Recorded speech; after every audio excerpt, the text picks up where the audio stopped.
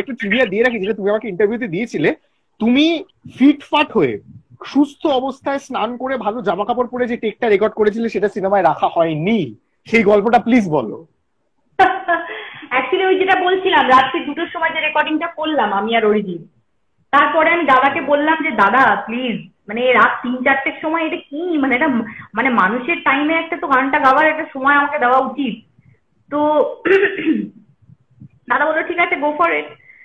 So I did record, but রাখা হলো না সেটা। সেটা আর কারোর পছন্দ হলো না, সেটা জাস্ট রাখিয়ে দেওয়া হলো। এবং তারপর আর মানে আর একটা যেটা ঘটেছিল সেটা হচ্ছে একদম প্রথমে যে গানটা মানে যখন আমি গিয়েছিলাম, আমি আর অরিজিৎ দুজনে গিয়েছিলাম, তখন গানটা শোনার পর শাহরুখ বলেছিল এটা ওপেন এয়ার গান, তো একটু কম ব্রাইট মনে হচ্ছে, গানটাকে আরেকটু একটু বেশি মিষ্টি লাগছে, একটু ব্রাইট করতে হবে গানটাকে। অরিজিৎ শুনে দাদাকে বললো দাদা স্কেল কো উপর করনা পড়েগা। অরিজিৎ গানটা স্কেলটা তুলে দিল। আমি অরিজিতের দিকে তাকিয়ে রয়েছে, আমি বলছি ভাই কিরে স্কেল তুলে দিচ্ছি অফ হয়ে যাবো।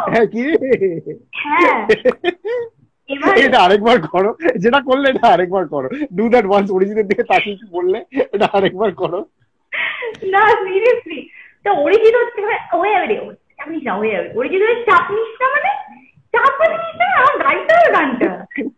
বলে আরে করে করে ও চলে করে করে করে ব্যাপার না, ঠিক আছে করে ইচ্ছি, মানে ও হচ্ছে ঠিক আছে করে ইচ্ছি হয়ে যাবে করে, আরে আমি গাইবো কি করে। বাট আমার মনে আছে Arijit is Arijit is the person যে গানটাকে এত হোলসাম হিসেবে দেখে। ও গানটাকে কখনোই এরকম দেখে না যে আমি গেয়ে নিলাম, আমারটুকু আমার দারুণ হয়ে গেল, এবার তোমরা ভাই কেটে পড়ো, যা খুশি করো। That's not how Arijit Singh is, and that is why Arijit Singh is what he is today. Because ওকে একটা গান হয়তো পাঠানো হলো, গানটা শুনলো, শুনে বললো এরা কাজ করছি বুঝলি, গিটারটা বাজিয়ে দিচ্ছি গানটার উপরে, কটটা চেঞ্জ করতে হবে। ওরে ভাই গিটার বাজালো 4 ঘন্টা গানটার পিছনে।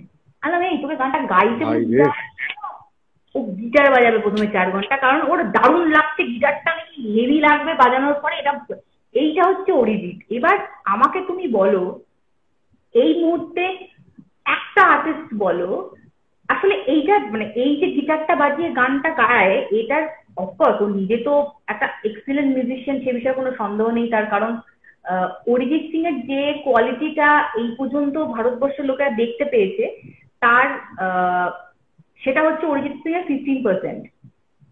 ঠিক আছে, সেটা অরিজিতের 15%।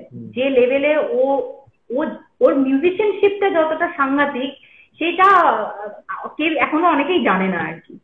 তো এখন ব্যাপারটা হচ্ছে ও বাজাচ্ছে, গিটার বাজাচ্ছে, করছে।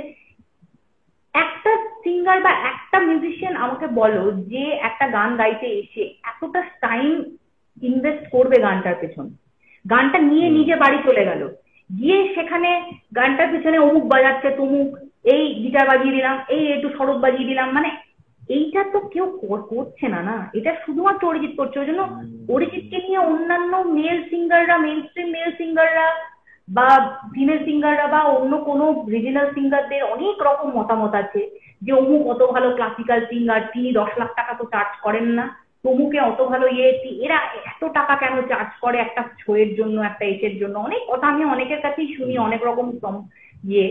কিন্তু অরিজিৎ সিং যেটা করে একটা গানের পেছনে, সেটা আপনারা কেউ করেনও না, সেটা আপনারা জানতে পারেন না, কিন্তু আপনারা কেউ করেন না। অতএব অরিজিৎকে নিয়ে প্রচুর লোকের প্রচুর ভালো লাগা তো আছেই, প্রচুর লোকের প্রচুর গা জ্বালানিও আছে। এখন সেই গা জ্বালানিগুলোর উত্তরে আমি এটা বলছি, যে পরিমাণে সময় একটা মিউজিক ডিরেক্টরের সাথে সাথে দাঁড়িয়ে একটা সিঙ্গার দেয়, সেটার মধ্যে অরিজিৎ সিং এর তুলনা মেলা ধার আছে। মানে you can't compare Arijit in that. তো সেই জন্য ও এখানে, সেই জন্য ও ওইটা ওই লেভেলে কাজ করতে পারছে, সেই জন্য ও ওকে লোকেরা এত পছন্দ করে, সেই জন্য একটা মিউজিক মেকার যে একটা গান বানাচ্ছে, সে Arijit is his first choice, because he knows that Arijit not only with his singing but also with his musicality ও গানটাকে একটা অন্য লেভেলে নিয়ে যাবে। ভালো সিঙ্গার প্রচুর পেয়েছি আমরা, আরো আছে, আরো আগেও আসবে আমি অনেক জানি, কিন্তু মিউজিক্যালি এই ইনভলভমেন্টটা একটা গানের সঙ্গে খুব কম লোকেরই থাকে। সেটা অরিজিতের আছে। এবং অরিজিৎ আমাকে বসে এই গানটা গাইয়েছিল স্কেলটা চড়িয়ে দেওয়ার পর। নিজে যখন স্কেলটা চড়িয়ে দিল, বাহ। দিয়ে যখন গানটাকে তুলে দিল হাতের মাথায়, তারপর আমাকে বললো "এই আমি করছি তোকে ডাব, তুই চল"। দিয়ে আমরা রাত রাত বিরাতে বসে ডাব ফাব করলাম।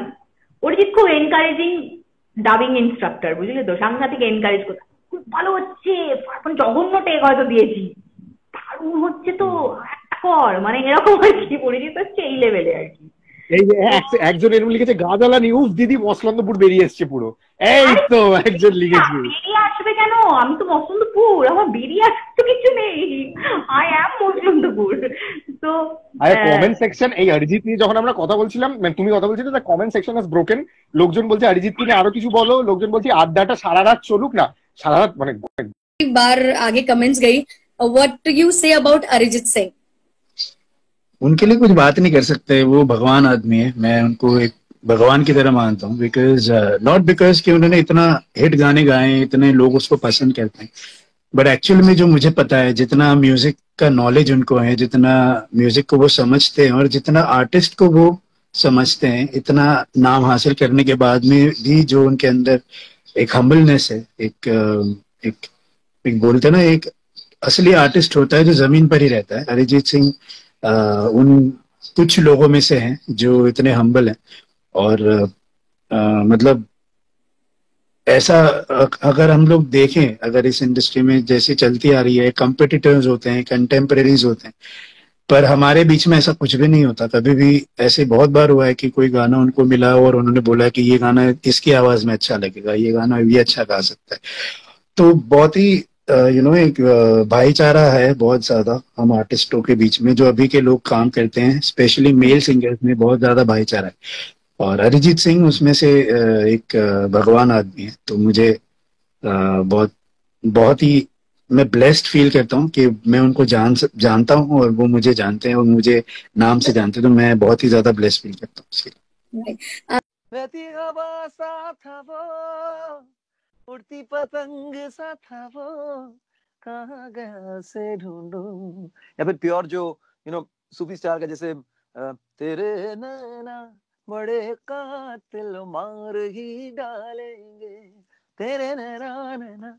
ऑफ कोर्स आज की तारीख में we were missing that versatile kind of a Harfan artist until of course the great Arijit Singh came along, and he's pretty much covered a lot of different styles, and especially जब मैंने उनका वो एक अभी गाना तो exactly याद नहीं आ रहा, लेकिन सबते बिन बिन बिन ऐसा कोई एक अरबी गाना उन्होंने गाया था। from Padmavat. Padmaavat, my God, I thought कि मुझे लगा कि कोई some Arabic singer, singer को बुलाए हैं यार to sing it. So I said bow down. I mean he's much younger, and so but I was really amazed at that. It's such a my only grouse is कि जो आप were missing that versatile kind of a Harfan Maula artist until of course the great Arijit Singh came along, and he's pretty much covered a lot of different styles, and especially जब मैंने उनका वो एक अभी गाना तो exactly याद नहीं आ रहा, लेकिन सबते बिन बिन बिन ऐसा कोई एक अरबी गाना उन्होंने गाया था। from Padmavat.